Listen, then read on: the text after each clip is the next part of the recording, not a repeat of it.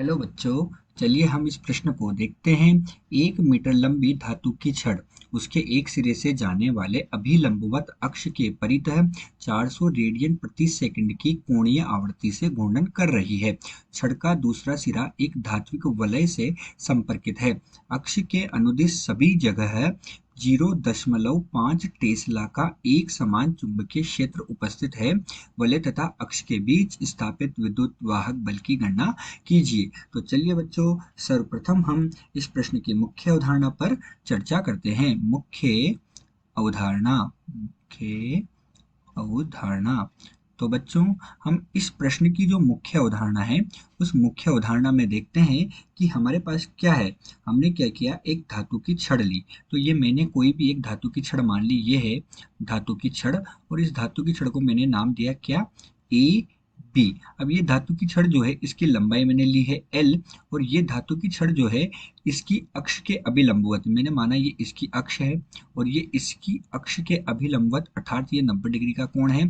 तो ये इसकी अक्ष के अभिलंबवत क्या कर रही है, ओमेगा कोणीय आवर्ती से घूम रही है। तो जब भी कोई धातु की छड़ ओमेगा कोणीय आवर्ती से घूमती है, तो उसमें प्रेरित विद्युत वाहक बल ई जो है, ये क्या हो जाता है, उत्पन्न हो जाता है। इसमें प्रेरित विद्युत वाहक बल ई उत्पन्न हो जाता है, और हमें इस प्रश्न में प्रेरित विद्युत वाहक बल का मान ही ज्ञात करना है। तो चलिए बच्चों, अब हम प्रश्न को देखकर देखते हैं कि हमें इस प्रश्न में क्या क्या दिया हुआ है।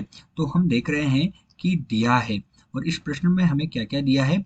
प्रश्न को देखने से ज्ञात होता है कि हमें जो चुंबकीय क्षेत्र है, उस चुंबकीय क्षेत्र का मान 0.5 टेस्ला दिया हुआ है।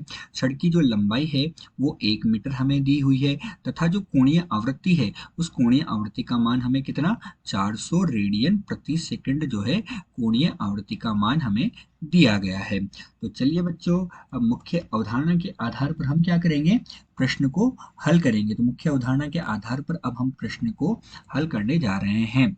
हल। तो मुख्य अवधारणा के आधार पर जब हम देखते हैं, तो जो प्रेरित विद्युत वाहक बल होता है, उसका मान E बराबर 1/2 बी जो चुंबकीय क्षेत्र है, ओमेगा जो कोणीय आवृत्ति है, गुणा एल का वर्ग होता है।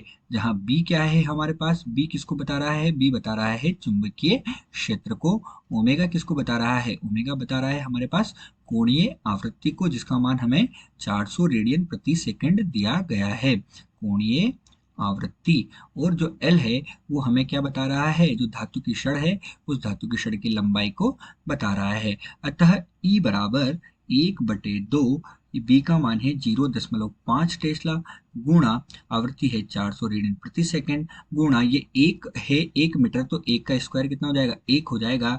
अतः ई बराबर हमारे पास कितना प्राप्त होगा, 100 वोल्ट प्राप्त होगा। अतः जो प्रेरित विद्युत वाहक बल है, उस प्रेरित विद्युत वाहक बल का मान हमें कितना प्राप्त हुआ, 100 प्राप्त हुआ। अतः वलय तथा अक्ष के बीच प्रेरित विद्युत वाहक बल का मान 100 वोल्ट होगा।